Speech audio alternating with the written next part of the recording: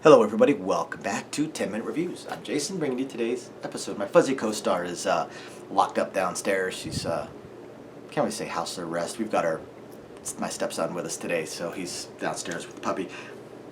So she's not going to be pulling a fur missile today. As always, everybody, please hit the like and subscribe buttons. We say this every time, but we are literally a small family channel. It's just me, a little camcorder, fuzzy one, the wife, and a whole butt ton of books. And we love to do this. We absolutely love to do this. We want to bring more books out to you guys, and we're going to keep doing this no matter what, but we would appreciate any support you guys might want to give us or any of the authors that we talk about. Don't forget to check the links down below for any applicable links, today's book, anything else that might apply. We could definitely use the traffic through the Amazon affiliate links. We really appreciate that as well. Otherwise, I'm going to get into today's book. And this one might be a little bit of a shorter video because I've talked about this series many times. I want to talk about Stuart Grosse and his series, The O.P. Lich is Returnee, book number 9.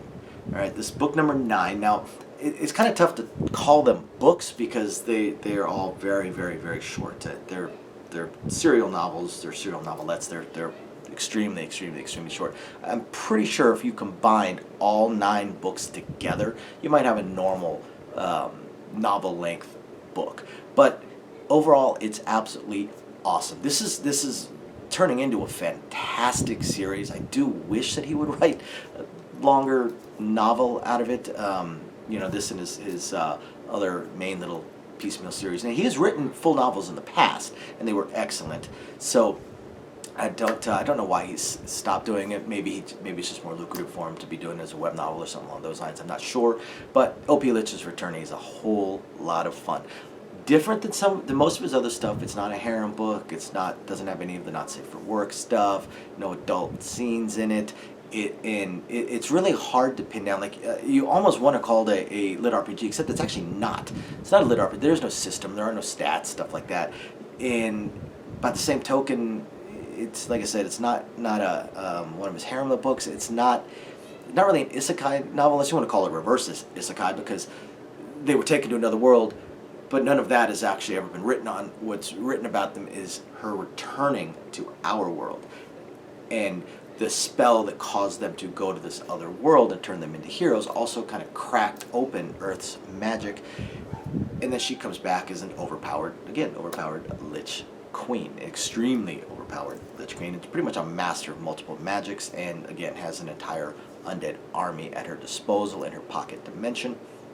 And then things have just expanded out from there. She has expanded out basically magical technology, extended out magical learning and theory within Earth, showing what she has learned, what she knew, and realizing that Earth created a few things that she needs to learn and is trying to learn that. She's taken apprentices and is basically just trying to live her own life. She started her own company and is working with other companies to, again, put things out there for humanity. She basically just wants to, again, live her own life. Unfortunately, she's not always allowed to. In this series, unlike a lot of series that are out there, at least within the United States, the U.S. are the bad guys. The U.S. turns out to be the bad guys a lot of times.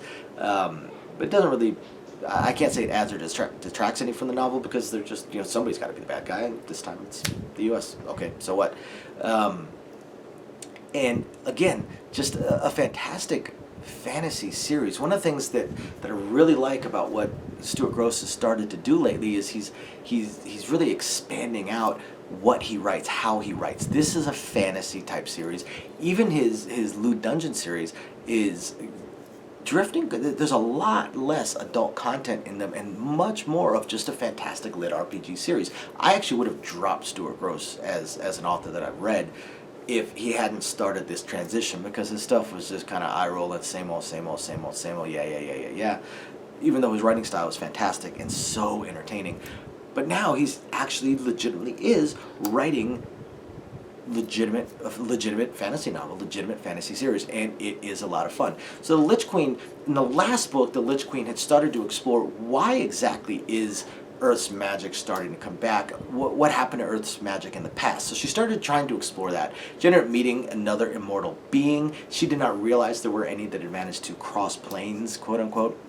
So meeting another being that is pretty much on her power level, really, really close, was very interesting. They are, of course, allied and friendly.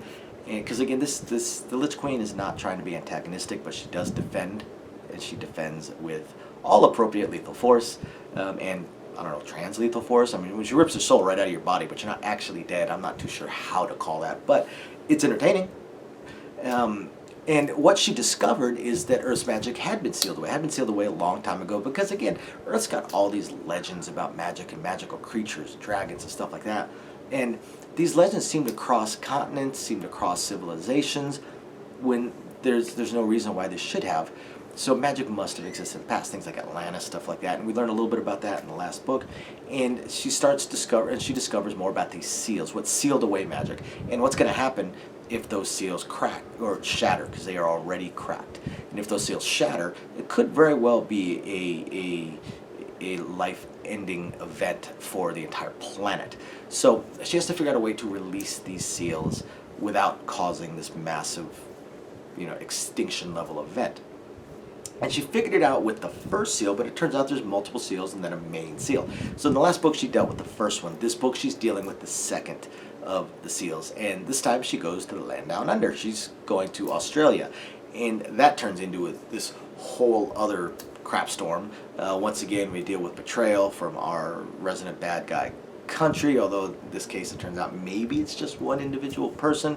A potential extinction level threat coming just from this one seal, and it hasn't even erupted yet, just its defense mechanism is a potential extinction level event, as is the next seal that she intends to go after, which is discussed as well.